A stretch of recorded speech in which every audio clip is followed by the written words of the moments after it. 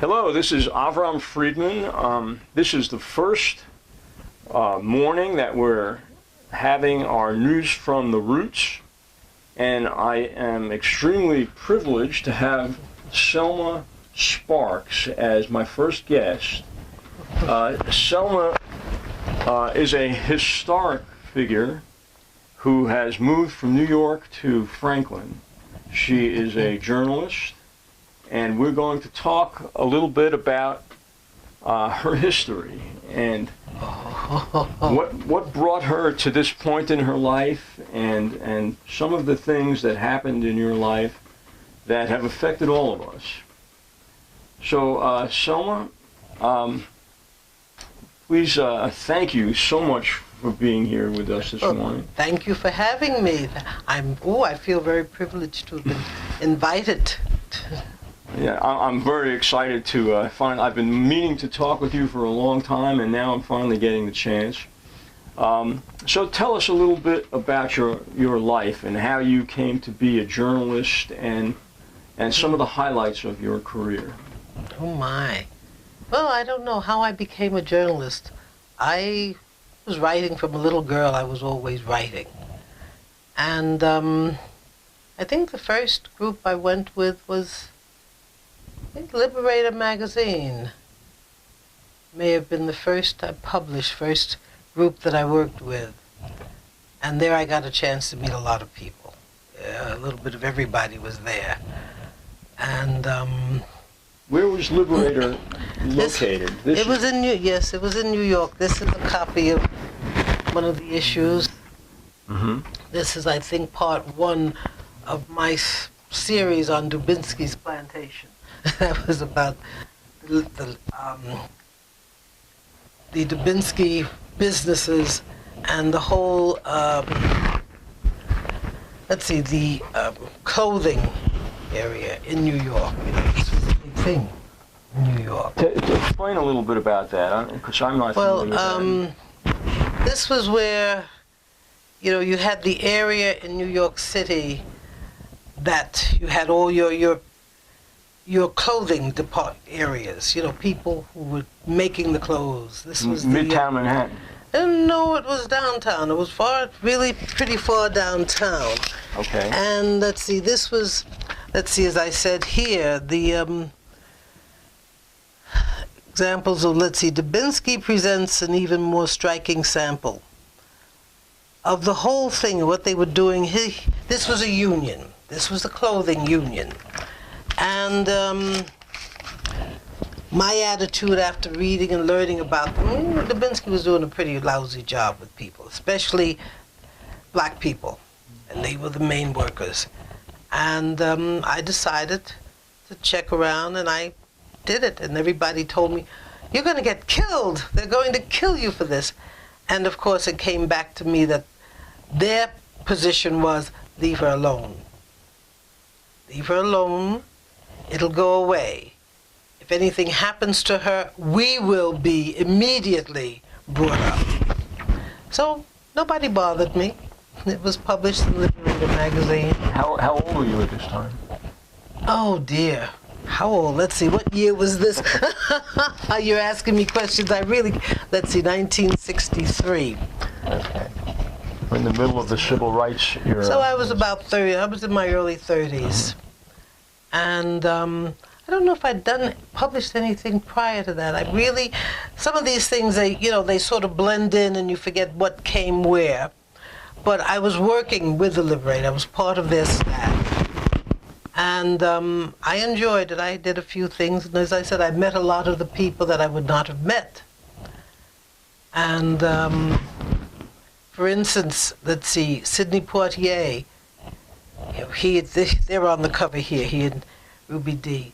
And years later, I walked into a restaurant in Harlem, and he said, "Hello, Selma."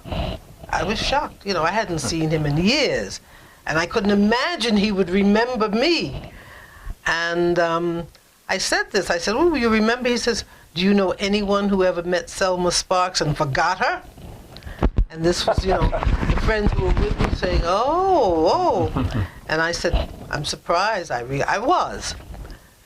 And then from there I went to the newspaper, Progressive Labor Party newspaper, Challenge. And that's where I really started doing things. And while I was working with them, I was asked to do correspondence, the newspaper in Detroit, to write an article, which I did. And I don't know what happened to my copy of it. And then Revolution, which was a magazine out of Paris, asked me to do an article, and I did one for them. And working with Challenge, that's when I did the Malcolm X interview. And when they came and said to me, we want you to do an interview with Malcolm X, I looked at them, what? I'd never done an interview. Mine had been writing historical things, articles. I'd never done an interview. And I said, why?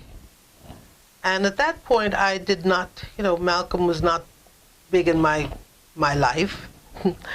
And they said, well, the point has been made. He requested that you do it, and if you don't do it, we don't get it. What? How does he know me? How does Malcolm know anything about me? And a friend of mine who was very close to Malcolm told me later, he said, yes, Malcolm read what you had written, he's heard you speak, and he felt he had a great deal of respect for you. I went into shock.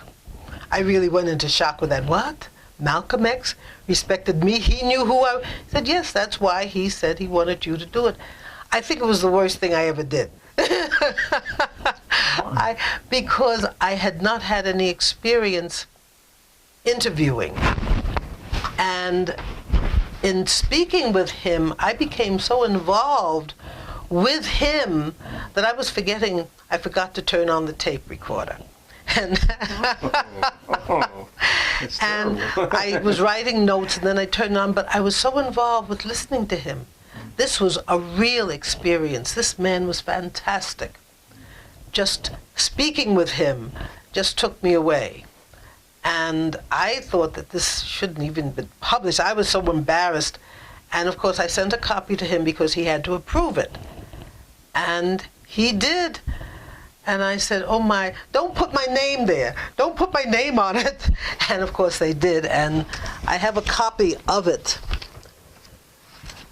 So this had to be this was 1963 or 1964? This was 1960. Because he was assassinated in 1963, I think this was. I think this was 63.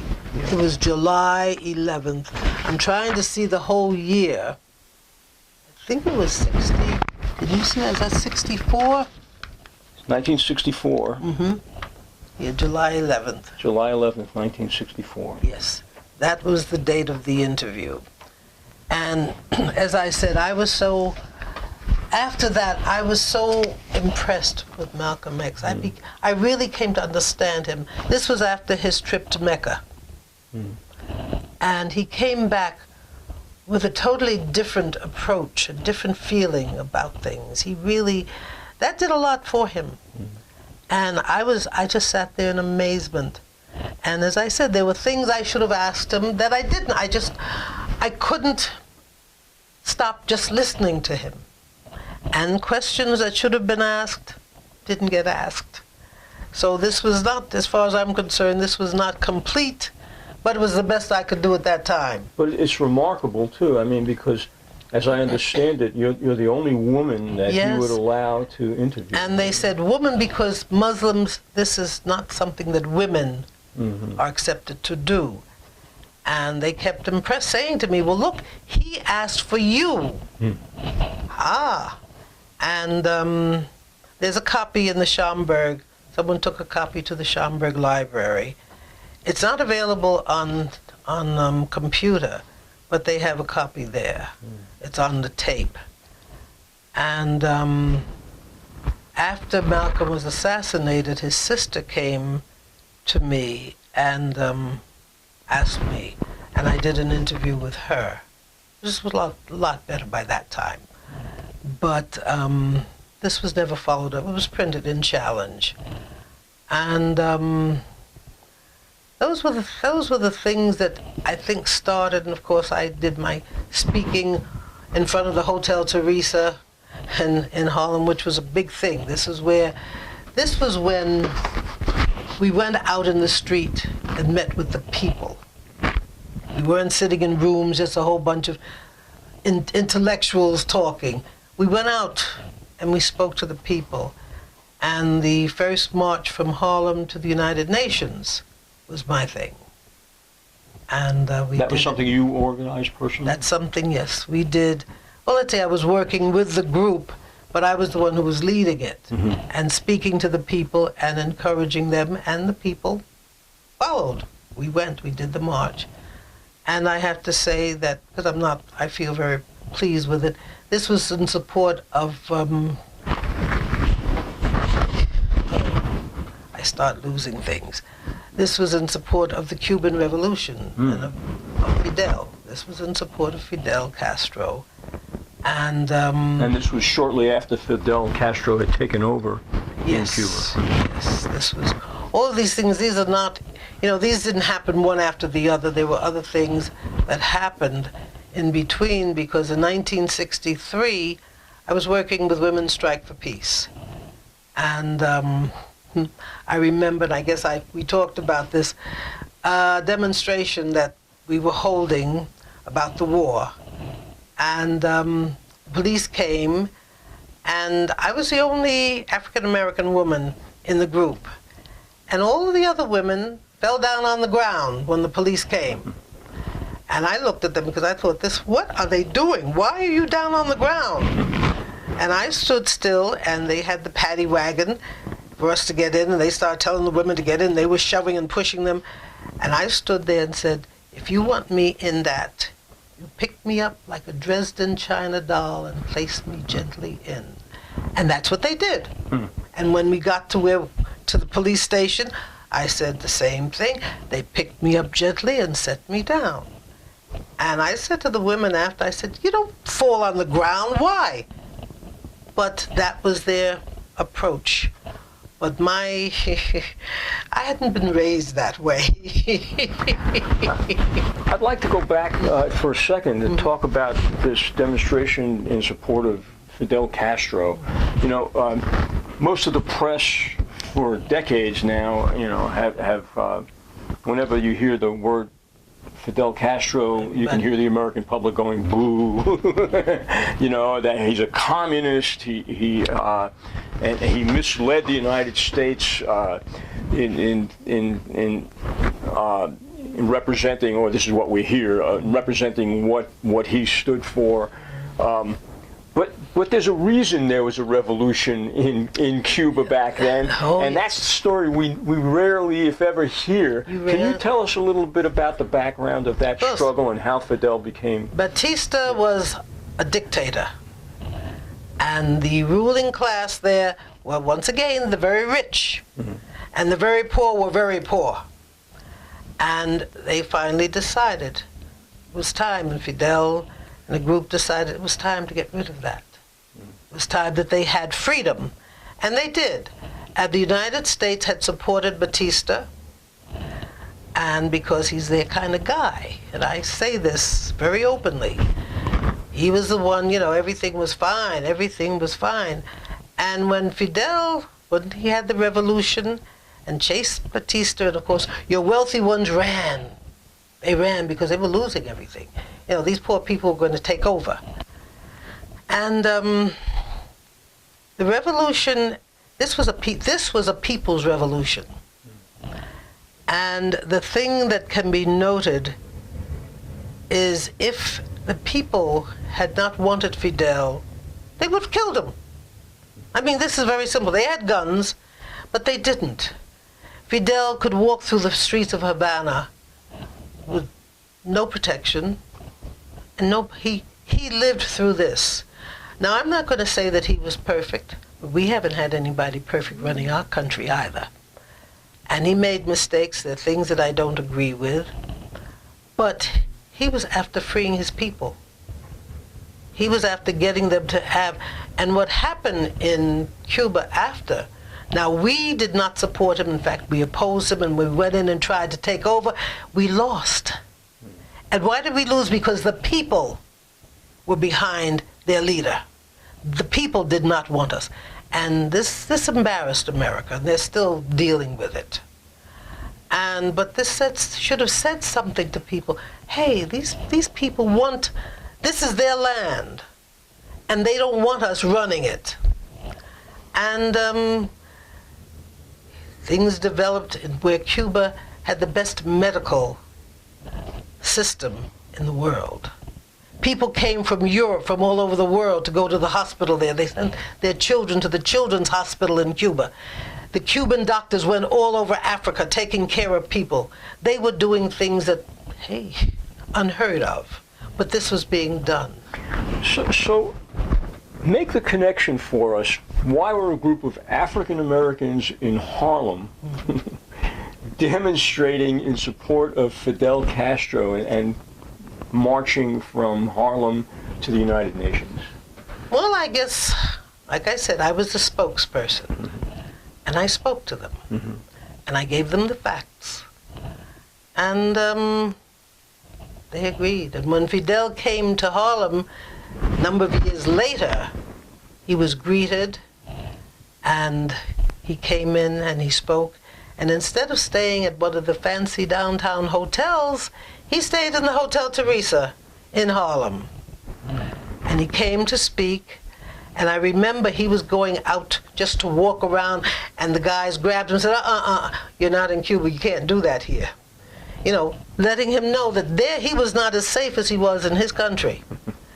And this was also something that, you know, people understood. And it was interesting, like you say, to find African Americans who never had anything to do with Cuba, who decided, fine, this was something that they agreed with. And I feel that I have to take a lot of the credit for that because I spoke to them. And by this time people had heard me and knew who I was. And I don't play games. And I'm very passionate about what I believe in. And I've tried to keep up with what's real. And it hasn't been easy. And as I said, Fidel made a number of mistakes. And I'm not going to speak about that now because that's a whole nother story. But that's just one of the things I did, and a number of years later I got a chance to go to Cuba. And I enjoyed that very much. That was marvelous. But that's also, this was after a lot of things. I mean, prior to that I got to go with Women's Strike for Peace.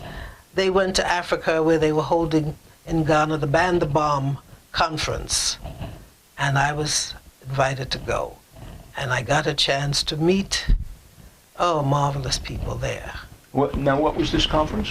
Ban the Bomb. And what This was in 1963. Well, this was against the atom bomb, use of the atom bomb. Ban the bomb, okay. Yes. And it was a peace conference, you might also say. And representatives came from all around the world. And it was very serious. And I was very grateful that I had a chance to go. And this is because Women's Strike for Peace felt that I should be one of their representatives there. And this was quite an experience. I met the head of the labor unions, I met the head publisher, the Ghanaian Times there, and we developed a relationship. And in fact, when the two of them came to the country, as my son reminded me, look, who did they come to see? They came to our house to see you. And I felt, these were people who, I met. And it was quite an experience. And a young lady has written a book, and I should have, and I didn't. These papers are just not all in one place. And this was one of the things that she mentioned in her book. And she found me on the computer and got in touch with me to get permission to use it.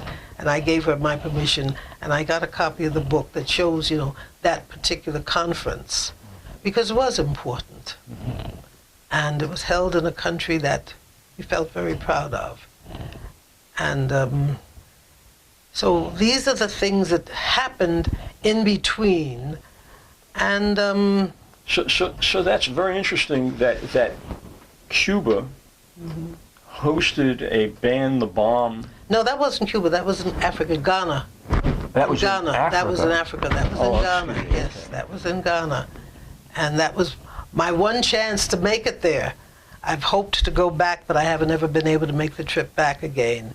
But this was an exciting thing, because I got this chance to stop in Kenya and see some things there, and then go on. And as I say, people came from all over the world to the conference, and the African continent was well represented. People from Egypt, from India, and from all over were at this conference. And what year was that? This was 1963. That was also 1963. You were busy that year. You know, the 60s, that was a big year. That was a big year. Yes, it was. And, you know, like I said, I look back on these things. I have notes that I find now and then, and I have to put them all together so they're in one place. But those were the things that happened. And as I say, I can't give them chronologically. That's going to take a lot of time. I plan to do it, though, because I've been asked by members of my family to do that. But these are things, and then I ended up going to Sacramento. I moved to Sacramento, and I worked on there. I was editor in the black newspaper in Sacramento. And I interviewed a few of the black legislators there, and I got a little too, how should we say, too revolutionary for them on the newspaper, and I left, and then the legislators there gave me a job in the legislature, but I was a little too much there. There was the Native American problem that I was dealing with, and I guess I was a little out of their league. I was a little too much. They were all very, very nice, but they had to let me go. And I decided I wanted to go home. I'd never been away from home that long. So let me understand, were you working for the government? Well, when I went in the legislature, yes, I was working for the with California state government. Yes, and this was interesting. Some of the guys there were really, and I won't name names, but I did interviews when I was on the newspaper. I did interviews, and they appreciated the way I dealt with them. And so when I was offered the newspaper, they offered me a position there. And I accepted. As a journal, in what capacity? Well, let's see. I can't remember the title that I was given, but I was working on, I guess, communications. And I was doing something about the Native American problem, and I was taking a stand that they found a little too, I don't know if I say too left-wing, and I had to give up the job. Do you remember what the issue was? No, I don't really. I keep trying to remember, and there was really nothing ever really written about it. It really wasn't. I mean, I was speaking about it and talking to them about it, and then it just got, we're not ready for this. We're not ready for this. And by that time, I wanted to go back to New York anyway. I'd never been away from home that long. 2 years I was there, and that was a long time to be away from my home. And so I went back to New York. And little by little, I'd been working for New York City. Before leaving, I was working in the court system there. And that was good. When I came back, I took the test for the state job, and that's what I retired from. And after, actually, I was involved with a number of organizations. I worked with A. Philip Randolph, and you continued to be a journalist? No, I wasn't really. I was more, became known, I was a speaker. I was speaking all over the place, and I was an activist. And anytime anything was going on, I was part of it. And I helped to organize a lot of them. And which organizations did you become involved? I know you mentioned you were involved in the labor union. Well, I was a member of District 65, and I worked on the staff there. before I went to work for New York District City. 65 AFL-CIO?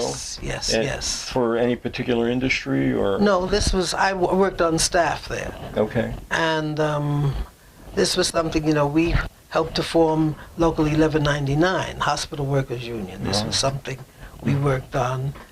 And yes, I did do more writing. I went from there, I went to work for, when the hospital built a project in Harlem. And one of the gals who was a friend of mine, was one of the leaders in the union, and asked me to take the position managing the project there. And I was there to, deal with any problems that people had. And I got to know, and that's when I did some more writing. And that was then there were the Harlem Six. We named them that. These were 6 boys who were treated very, very badly by the police. And I wrote it up. I wrote about their mothers. And that I had forgotten about. Where was that published? That, I think, ended up being published in Challenge. That may have been when they got to know me. Challenge. That may have been. I think I have a copy of it. No, it was done, or Liberated. It was done in form. And that was something, that was my first real personal involvement. And I got to know the mothers of these 6 boys, and I felt that this was important. So what was the story behind, were they charged with a crime, or? Oh, they were charged with things that they had not done. These were young boys. These were children. And the police... Young teenagers, or? Yes, yes. And the police were very rough on them, very. And this was something that people in Harlem stood up about. And I felt that writing it from the mother's point was important. Any of you who have children, you can imagine how these women felt to see their boys hurt, bruised, and abused. And so this was something that I did. And I was still involved. I mean, I stayed involved with different groups, names. Some of us didn't have names. We were just working for something, trying to get to the people, to educate people about what was going on. And this was almost up until the time I left New York. But I had stopped for many reasons. And as I said, I came through the time when you went out in the street to the people. You didn't sit around in rooms talking to yourselves. And I didn't see any point in it. And, and I'm not saying that I was correct. I'm simply saying that was my feeling.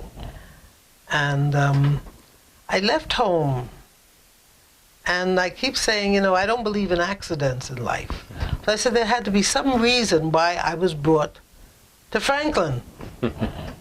When I told people where I was going, some of the tenants in my building complex in Cobble Hills, Brooklyn, had been to North Carolina, and they knew Asheville. When I mentioned Franklin, they'd never heard of Franklin. Franklin? Where's that?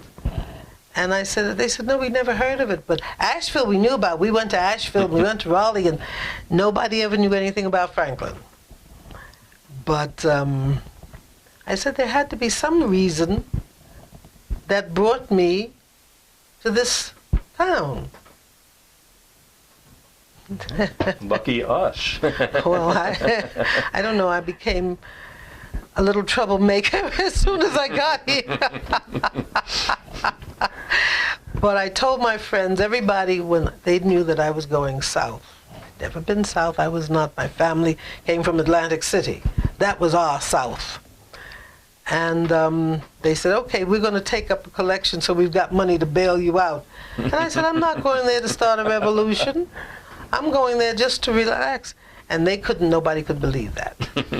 Nobody could believe it. They just knew I was going, and I got here, and without meaning to, I got involved. When they had the thing about the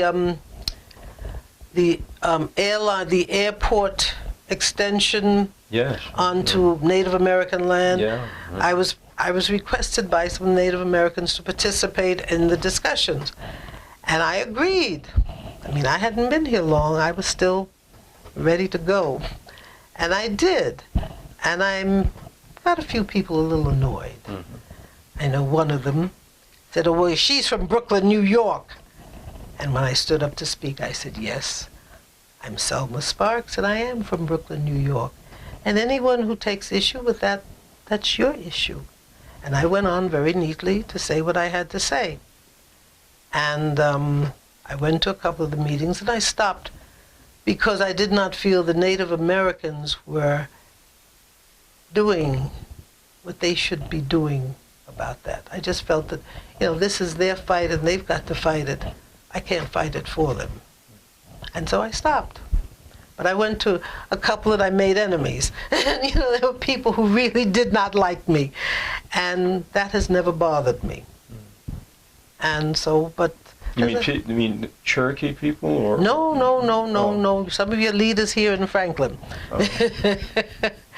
But as I said, that has never bothered me in all of my life, and I'm too old for it to bother me now.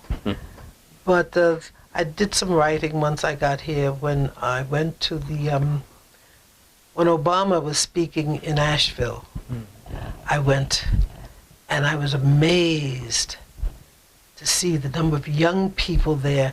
And this impressed me so. And I wrote about it, and it was published in Macon County News. Yeah. Macon County News. Yes. And because I was really so impressed. As I said, I was still new to the South, and to see this, and to see the large number of white people who were there in support. This was like, and then the young people. That was exciting for me. And I spoke to some of them, and it was really, for me, this was something that was really fascinating. And so I wrote about it. I was still at that point where I would write about the things that impressed me. And I did, and they published it. And that's been about it as far as the writing. I'm now in the process of getting things together. I've told everyone that yes, they wanted me to write a book. I said, I don't want to write a book. I have never wanted to write a book. I'm in the camp of people who think you should write a book. I've never wanted to write a book. It's too much work. It's a lot of work. When I was working as a reporter, as a journalist, this wasn't work. You're writing about things, the book. But a book, you have to, it's a continue. So I told my son, who has been after me, really, he feels that I owe it to them. And I said, okay, what I will do, I will write a series of articles, and they can be put in book form any way you want it. I'm not writing, because a book, you have to have chronological development, and I can't do that now. I mean, I really cannot. I'll tell you what, instead of writing a book, maybe you should do an audio history and come back here, and we'll record what you have to say, because you're just such a treasure of memories and knowledge about an era in which, all of us that lived through that era, myself included, we're getting older, and people need to know about this, and it needs to be documented from a different perspective than people get when they watch the corporate news media and just basically getting propaganda with so much of it left out. It's so important that voices like yours be heard and remembered, that I feel it's my mission to document you. No, there were things you take, for instance, integration. I did an article where I was not supporting school integration from the point that, in other words, you're telling me that in order for my child to get a good education, that black child has to go to school with white children. So that should not be. The schools should all be on a level. That should all be. I shouldn't have to travel out of my community in order to get an education. And I felt that way very strongly. There were people who disagreed, and I said, fine. But this is what I felt, and this is what I believed. It's so interesting to hear that perspective because, of course, everybody, that's what a lot of white people who are opposed to integration were saying. Well, my feeling was, look, you provide equal as far as books, as far as teachers, as far as an educational system. Then there is no need for me to travel into your community where I do not feel safe. And that was one of the problems. Children were getting a rough time, really rough time. And I did not see why that should be. Integration, fine, if this is what you choose to do, but make all of our schools equal.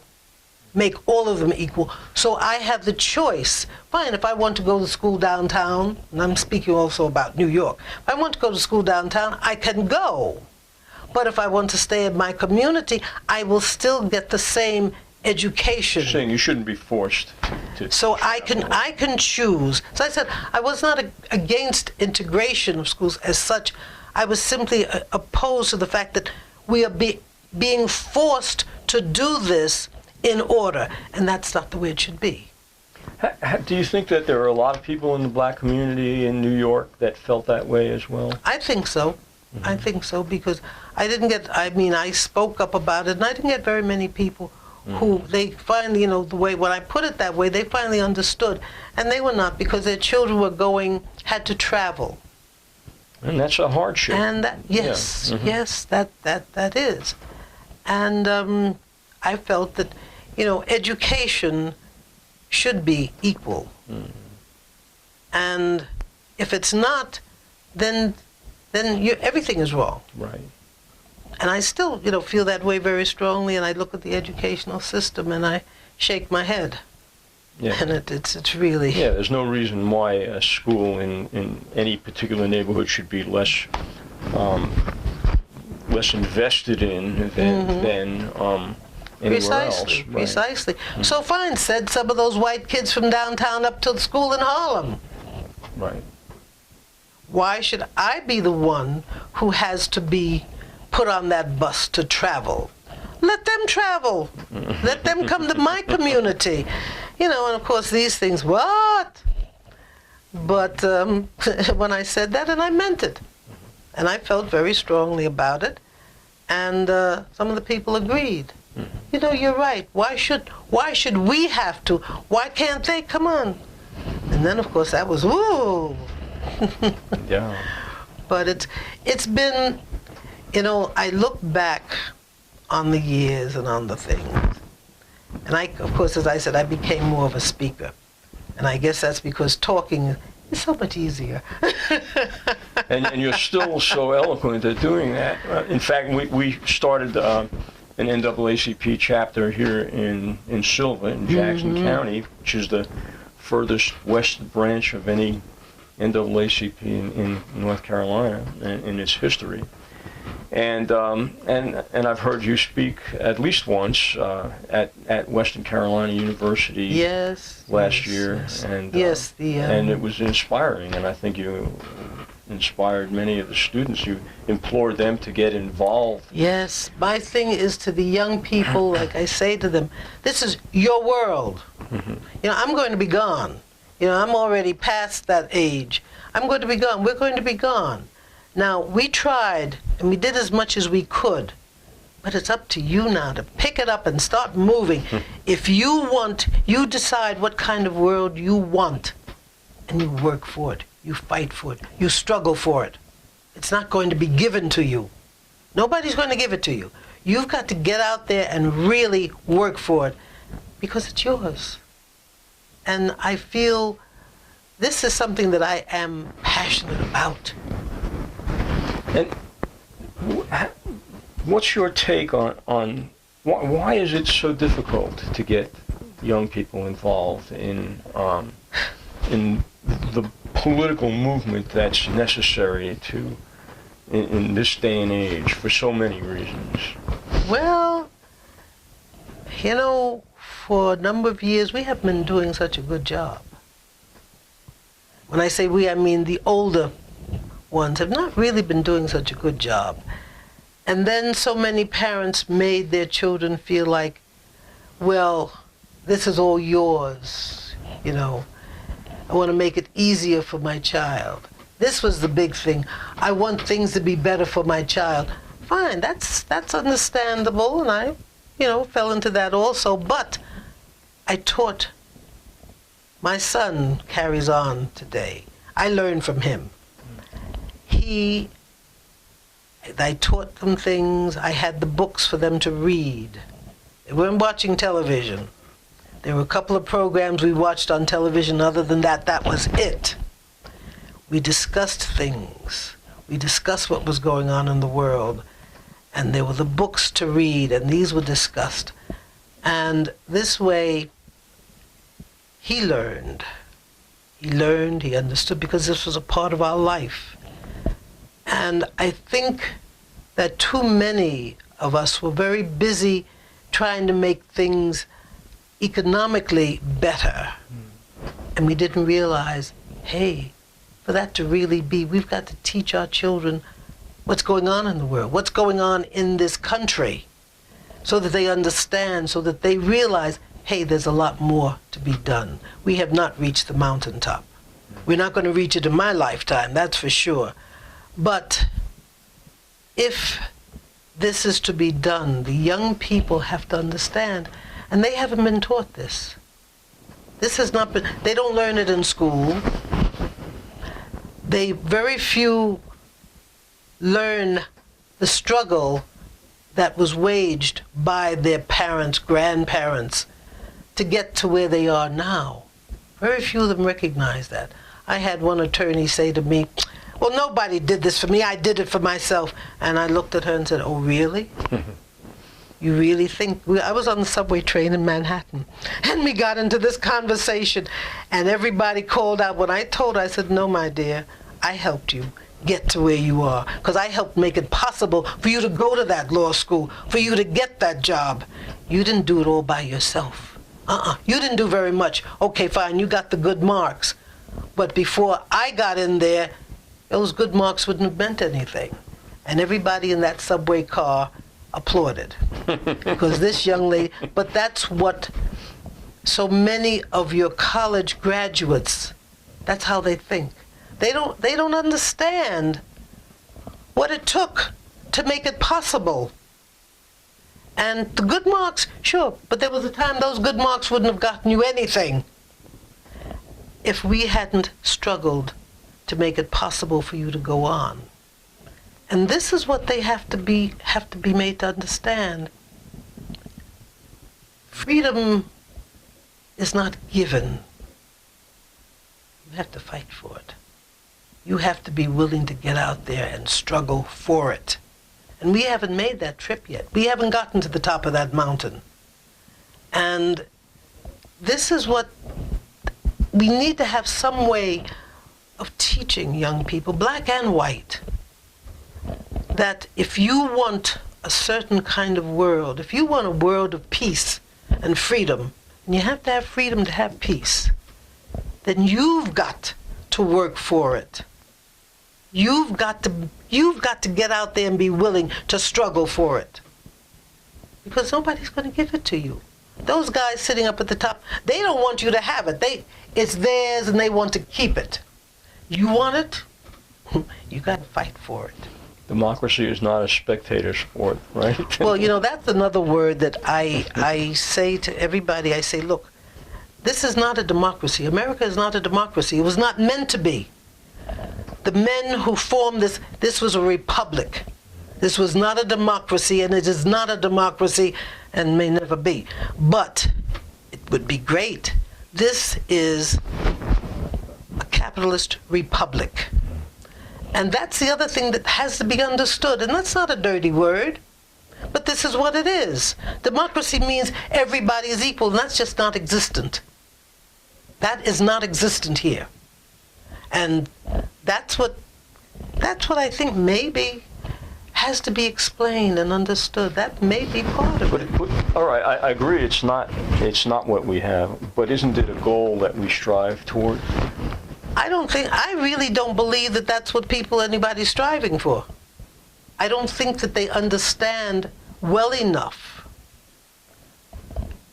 Because, let's face it, if everybody's equal, everybody has equal opportunity and everybody's equal, those guys sitting up at the top, that 1% or 2%, that's not what they want. Right, but that's what we want. Is it really? You see, I have my ideas about that. Okay. I think your workers want to be up there with them. See, that's the thing.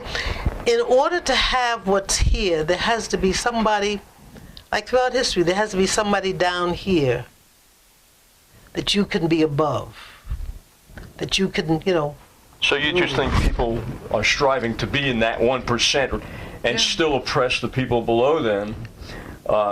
Because that's the only way you can achieve. Well, I think that probably does describe the mentality of a lot of American people, but I don't think it describes the mentality of all American people. No, nothing. I think that there is a genuine movement afoot in this country right now to make things less unequal. At least strive in the direction of equality, or better, less inequality, I would say. I think that the ideal might be unachievable, is unachievable. Of whatever the socialist utopian society in which everybody is absolutely equal, but the disparity is so rigid right now, and so mobility within society has become extremely difficult, and is moving more in that direction. It's almost like a caste system in the United States right now, and in other countries too, to be fair. I mean, it's not just in America. But I think that the young people who are active politically recognize this, and also recognize the necessity for political power and within the lower classes and the middle class, in order to overcome such global issues as climate change, and extreme poverty and famine, and in some parts of the world, that for the survival of the human race, it's necessary for us to not operate on a totally selfish basis anymore. I perceive this happening. I perceived it happening in the 2016 election, where Bernie Sanders received such an incredibly large proportion of support from the younger generations. And so I see hope in that. This is, like I said, our hope for a future is with the youth. Mm-hmm. I mean, this is it. This is it. Because unless they take over and do, it won't get done. Because, let's face it, we can't do it. I mean, we have made our attempts, we have done and we've made strides. Oh yes, yes, yes. But it's the young people, their enthusiasm, their energy. This is what is needed. And this is what, with that, things can be, with their understanding. So what can we do to nurture that, or should we just get out of the way? This is something that I know. I was talking to someone. I said, maybe we should just leave them alone. And he said, yeah, but then there's so much that they don't know. And I said, but they'll learn. They'll learn. And maybe we should let them learn the way we learned, because nobody taught us. We learned it from experience, from what was happening. We had to respond to what was going on. We had to find a way to get up out of that. Maybe that's what they have to do. Maybe if we leave them alone, they will, because I find that much of it, what they're saying is, well, you people, like they say about the party, you're not really doing anything. And we don't understand what you're supposed to be doing. But we have, and they may have ideas. Now, if we could sit down and call a meeting of young people and ask them, may we attend so we can hear what you have to say? Instead of calling, well, we're calling a meeting and we're, no. Speak to some of them who are in leadership. Say, hey, if you could call a meeting of, a large group of young people, we're asking permission to attend so we can hear what you have to say. I think this would be marvelous. We're not going to get there telling, well, so-and-so. No. We want to come and listen. And then if they want to hear something from us, they will request it. And I think that might do it, because when I went to WCU, I met a lot of young people that I felt, oh, wow, we're running out of time. No, we're not running out of time. We have as much time as we want. Oh my. But those young people they had an enthusiasm, they had an energy that I felt. And I think that, okay, so I said something to them that made them feel, oh yes, we can, fine, you take it and go on. I'm not going to stand in your way. I'm not your leader. See, that's the other thing. We still claim to be the leadership. And I begin to question that. I'm not sure about any of this. These are things that are just beginning to come through to me. And I'm thinking, how can we make the way for the young people to get out there, the battlefront, and we stay behind. We're your backup. We're always there for you, but this is yours. And I think that, and just talking about it, makes me feel more and more that might be the way to do it. But how do we do that? And I think that maybe we need to start thinking about it. I listen to people here.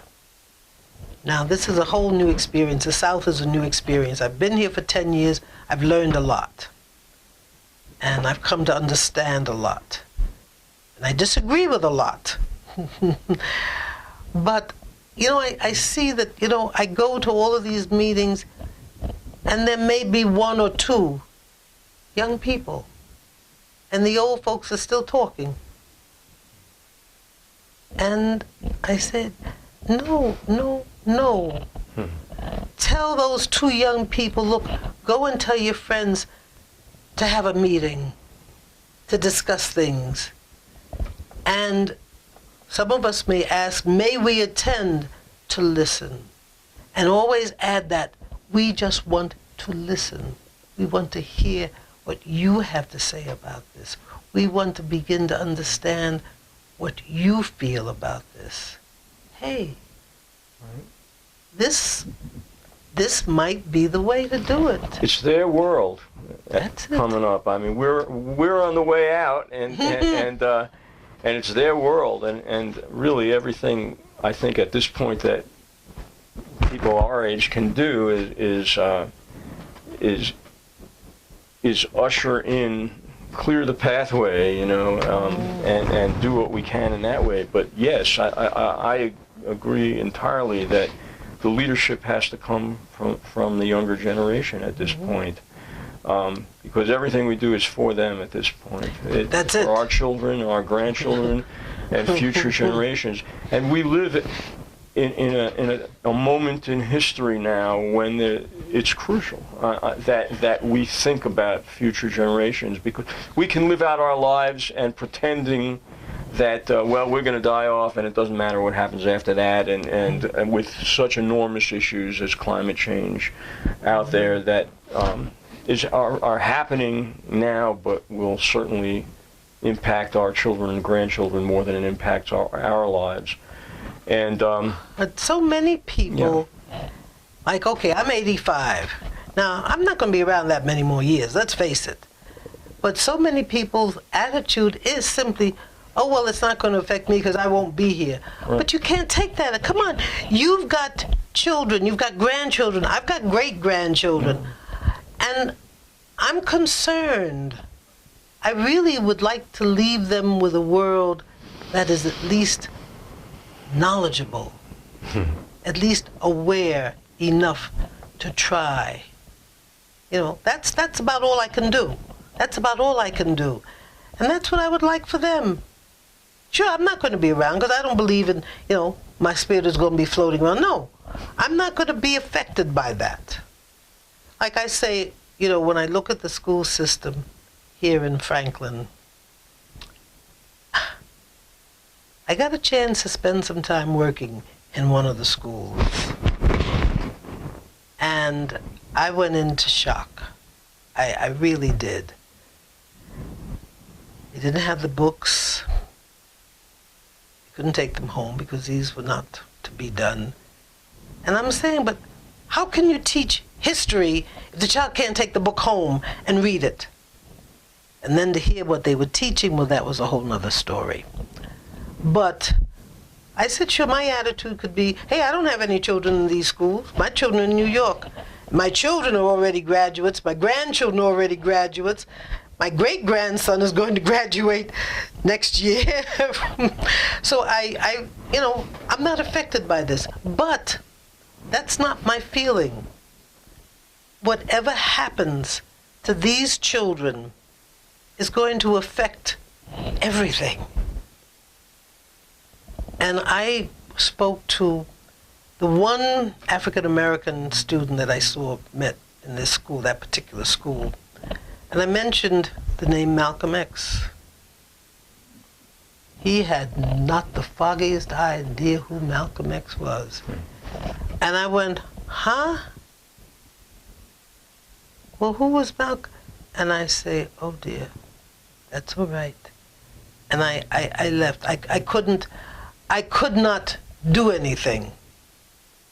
And I realized, then when I listened, I sat in on one of the social studies classes, and I listened, and I had to put my hand over my mouth, because what was being taught, I'm sorry, was not.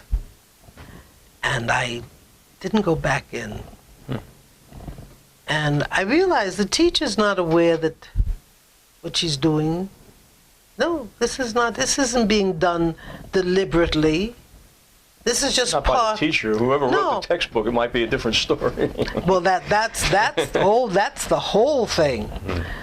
But these things, sure, this is a small area, but it is happening all over. It's not just happening here. It's happening all over the country.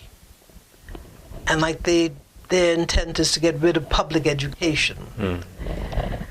And okay, public education hasn't always done, but you've always had those teachers who were serious, who wanted to do, and who managed to do. Look, in elementary school, I had a couple of very good teachers. I think they were good. They listened to me. But I mean, you know, these are the things I'm saying. Public education, I believe in it. Because I believe it can be made magnificent. But it's the guys sitting, like in New York City, the members of the board don't have children in the public schools. And I have always said, that's the problem. They have a social agenda that's the reason that they are on the school. That's it. Yeah. Their children don't go to those schools. Right. And therefore, why should they? Come on. But I'm saying that it's important for the people to understand these are our schools. Therefore, we have to understand, we have to determine what these schools are. And I think that happens, it's made. This is, and they keep saying, well, hey, and of course the other schools can determine who they allow into the school.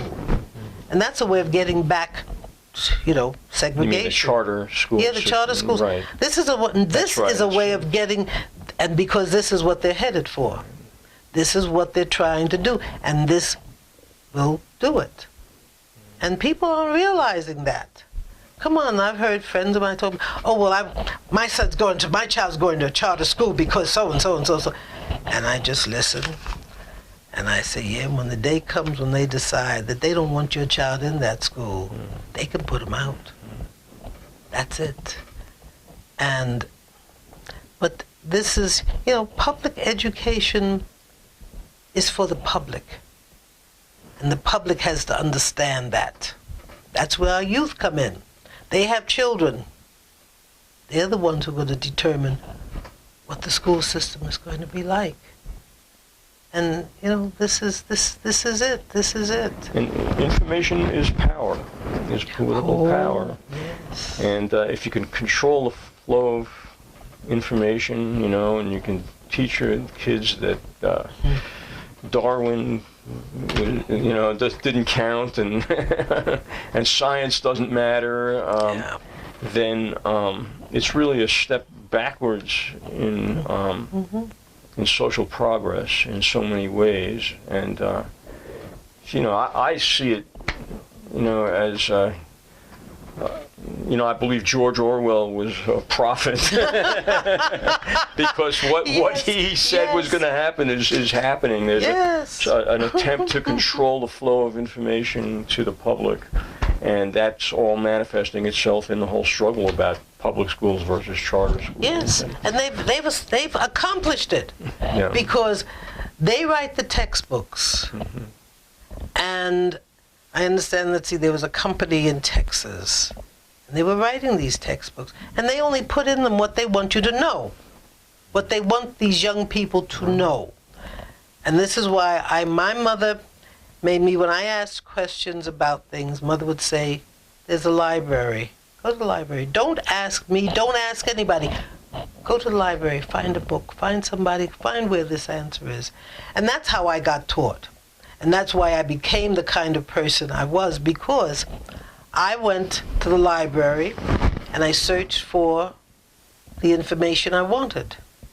I found the information, and then I'd go back to school and say it, and my teacher would say, where did you get that from? And I'd say, such and such a book by such and such an author on page so and so and so. And it was like, oh my goodness. But this is what, and our children, libraries, I know in New York, this has become a real problem. The kids are not reading. They're not reading books. They're busy with the games on the smartphones, on the this and on that, and they're not reading. They're taking what is given to them, and they're not searching for more. They're only being given what that upper group wants them to have. Mm-hmm. And that's part of the problem. That's why they don't know. But some of them are beginning to question. That's the thing that people don't want. They don't want any questions. Well, that's the double-edged sword of the internet and cell phones, is that there is that information, that alternative source of information. Because the news media is just like the public schools. They're only feeding us the information they want us to know. Yeah. And so, but the internet, which is what the younger generation is tuned into, is giving them more information. Yes, and making them ask more questions. That's right. And seek answers. This, like you say, that's the other side of that coin. Yes. And, if more of them do that, and that's why we've got some of them who are out there now, prepared and asking questions and prepared to do something because of that. I mean, that has been quite a thing. And that's the struggle that's going on. It is. It's a struggle of information. Oh, yes. Who do you believe? I mean, this whole fake news industry, you know, and where do you draw the line about what's fake news? Isn't it just as fake if you're leaving out, if you're omitting information, as if you're giving misinformation? Giving misinformation, right? That's it. And so these are interesting times, as they say. Oh, yes. I am so, you know, I keep saying, I'm so glad I was born when I was, because I lived through that period of time when things were really, when they were like, as I, you know, told kids, New York City, when I was a little girl, there were places I couldn't go. Couldn't stay, no matter how much money I might have, I couldn't stay in those hotels, I couldn't eat in those restaurants, I couldn't go, I couldn't rent that apartment, you know. So I went through all of that and the changes that took place. And they didn't take place easily. They didn't just happen. We made them happen. We made them happen. But to live through all of that and to live through the end of the Depression, okay, I was born in 31. The Depression was still there. And to live through a presidency like Roosevelt and Eleanor Roosevelt. And there are things that we don't see. Eleanor was quite a person. She was, there was a whole nother thing there.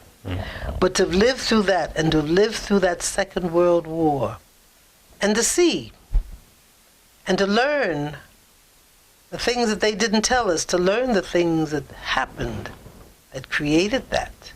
And then to go through, you know, Vietnam and Korea and see all of this and watch the changes and be part of some of the changes. And, you know, this was quite a time to live through. And to live through till now, to see something that I just never imagined. Never imagined. I mean, you know, I realize all kinds of things happened here, but some things you just didn't believe could. But they have. And that also says something about the American public. That says something about that we have to stop and look at. We have to look at it. We have to try to understand it.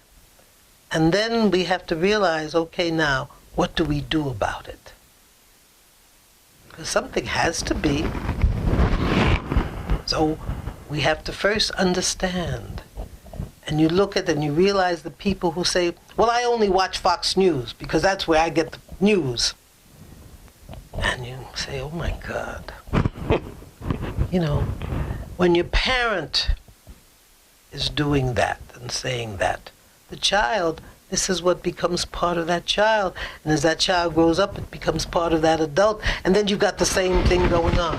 Well, you know, that's what you're talking about is the reason we started MountainStream TV, to give an alternative source of information and news. You know, the old song Gil Scott-Heron wrote, "The revolution will not be televised." Well, it is being televised here on MountainStream TV. That's wonderful. This is fascinating, and I want to continue this conversation. Can we do that? Oh, sure. You know, we can. You and I, we can talk at any time. Yeah. Yes, but I want to do it where other people hear, because you don't hear what the things that you're talking about if you tune into Fox News or MSNBC or any of the other networks. And so let's just continue this conversation again, okay? By all means. And thank you so much for being here today and for sharing your thoughts and memories with us. Yes, and there's a lot more, and I guess I have to try and get them all together. Yeah. But I thank you very much. Okay. Really, yes. Okay. Thank you, and this has been the first episode of News from the Roots, and this conversation will be continued, and we'll have many others, and thank you for tuning in.